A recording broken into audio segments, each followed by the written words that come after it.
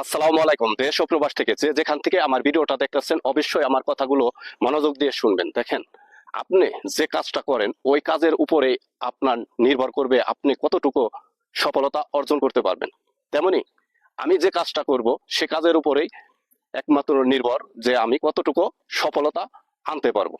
তাই অন্যের সফলতা দেখে হিংসা না করে আপনার আমার উচিত কিভাবে আমাদের জীবনে সফলতা অর্জন করতে পারবো বা নিজের পায়ে প্রতিষ্ঠিত হতে পারবো। দেখেন, অন্যের সফলতা দেখে হিংসা বা অহংকার করে আমাদেরই আরো ক্ষতি, কারণ সময় নষ্ট হবে এবং আরো টেনশন বেড়ে যাবে। তাই এই সব চিন্তা ভাবনা না করে আপনার আমার উচিত আমাদের জীবনে কিভাবে দ্রুত সফলতা অর্জন করা যায় সেই চেষ্টাটা করা।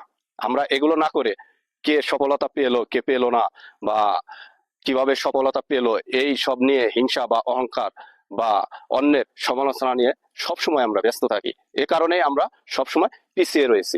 দেখেন, অন্যের যে কোনো জিনিস দেখার আগে নিজের অবস্থান কিভাবে ঠিক করবেন বা কিভাবে নিজের ভাগ্য পরিবর্তন করবেন এই চেষ্টাটা সবারই করা উচিত। কি বলেন? আর আমার কথাগুলো যদি আপনাদের ভালো লাগে অবশ্যই ভিডিওটা লাইক কমেন্ট শেয়ার দিয়ে পাশে থাকবেন। ধন্যবাদ সবাইকে।